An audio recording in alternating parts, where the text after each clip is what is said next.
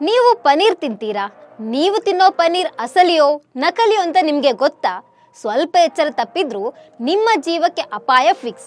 ಮಾರ್ಕೆಟ್ನಲ್ಲಿ ನಕಲಿ ಪನೀರ್ ಹಾವಳಿ ಜಾಸ್ತಿ ಆಗಿದೆ. ಹಾಗಾದ್ರೆ ನಕಲಿ ಪನೀರ್ನ ಮನೆಯಲ್ಲೇ ಪತ್ತೆ ಹಚ್ಚೋದು ಹೇಗೆ? ಅದಕ್ಕೆ ಏನ್ ಮಾಡ್ಬೇಕು ಅಂತ ಟಿಪ್ಸ್ ಕೊಡ್ತೀನಿ. ಅದಕ್ಕೂ ಮುಂಚೆ ನೀವು ಸುದ್ದಿ ಅನ್ನದ ಸಬ್ಸ್ಕ್ರೈಬರ್ ಆಗೋದಕ್ಕೆ ಮರಿಬೇಡಿ.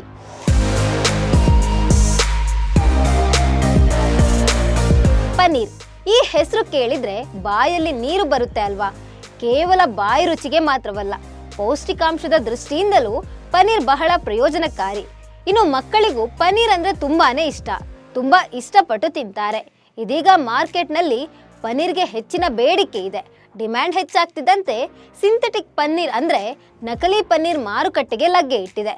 ಇದನ್ನ ತಿಂದ್ರೆ ಪ್ರಾಣಕ್ಕೆ ಸಂಚಕಾರ ಬರ್ಬೋದು, ಇಲ್ದಿದ್ರೆ ಗಂಭೀರ ಆರೋಗ್ಯ ಸಮಸ್ಯೆ ನಿಮ್ಮನ್ನ ಕಾಡ್ಬೋದು ಅಂತ ತಜ್ಞರು ಅಭಿಪ್ರಾಯ ಪಟ್ಟಿದ್ದಾರೆ.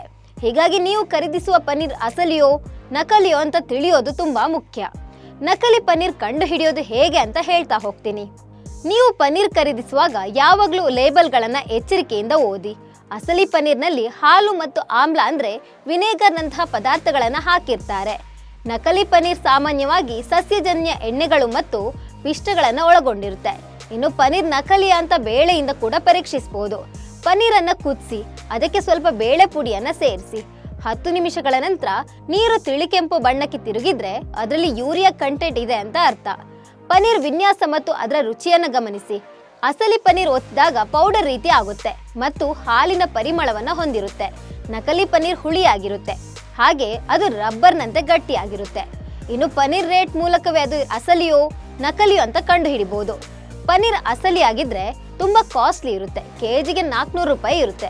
ಆದ್ರೆ ನಕಲಿ ಪನ್ನೀರನ್ನ ನೈಜ ಪನ್ನೀರ್ಗಿಂತ ಕಡಿಮೆ ಬೆಲೆಗೆ ಮಾರಾಟ ಮಾಡ್ತಾರೆ. ಹೀಗಾಗಿ ಪನ್ನೀರ್ ಖರೀದಿಸುವಾಗ ಎಚ್ಚರದಿಂದ ಇರಿ.